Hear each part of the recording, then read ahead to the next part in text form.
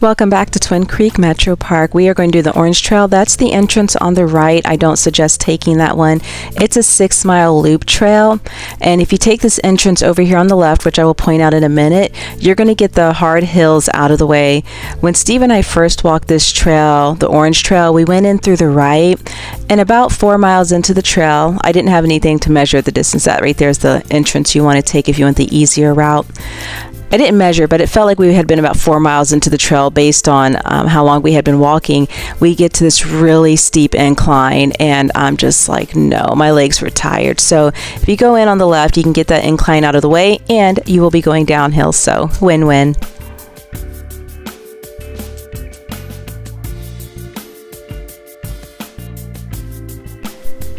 So as I said before, the Orange Trail is 6 miles long. It is actually a part of the Twin Valley Trail backpacking trail, which is 22 miles long.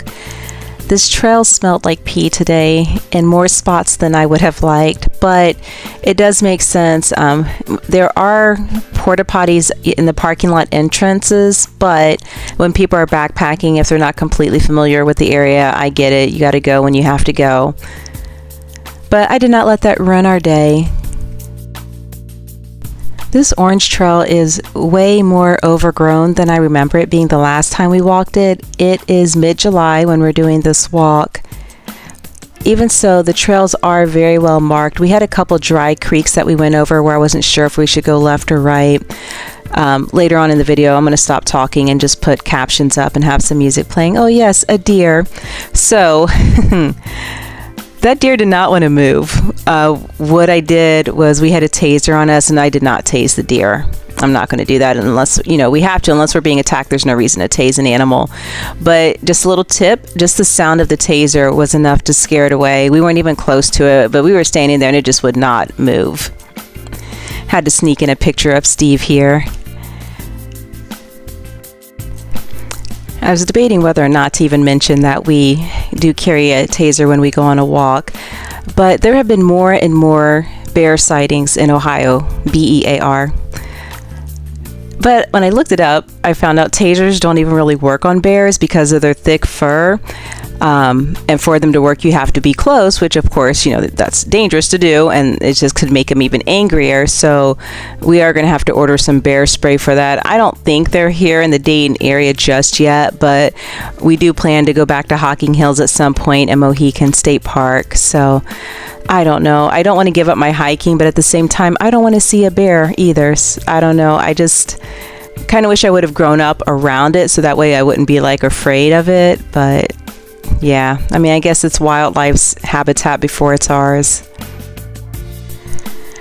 Speaking of animals that I do not want to see while I'm on a walk, to my viewer out there who loves snakes, around the 13-minute mark, I'm walking and I'm filming and I'm not really paying attention to the ground other than to make sure I don't trip and fall.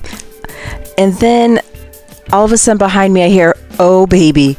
And it wasn't a romantic "oh baby." There was a little bit of fear in the voice. So I turn around and I'm still recording and I'm prancing and Steve is just standing there just pointing.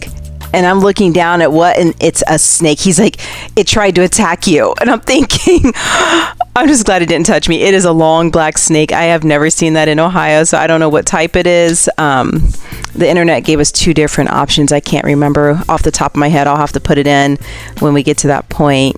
I'm telling you this stuff now because I do plan to stop talking here soon and just play some classical music and allow you to enjoy the scenery.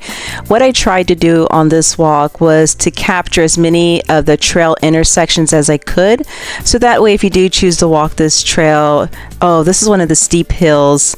This one isn't too bad, but this is one of the hills that you would have to go up at the end if you would have went in through the right entrance. But by going in through the left, we were able to go downhill on it. So as I was saying, what I tried to do was capture as many of the trail intersections as I could so you could know which direction to turn, left or right. I don't know what those yellow arrows are for. They would be facing the correct direction if you would have used the entrance on the right. So I don't know if they were part of the Twin Valley Trail. If there was a marathon that went on earlier, I don't know. There was a QR code, and if my brain was thinking, I would have scanned it so I could figure out what it was and tell you guys. But those normally are not on the trail.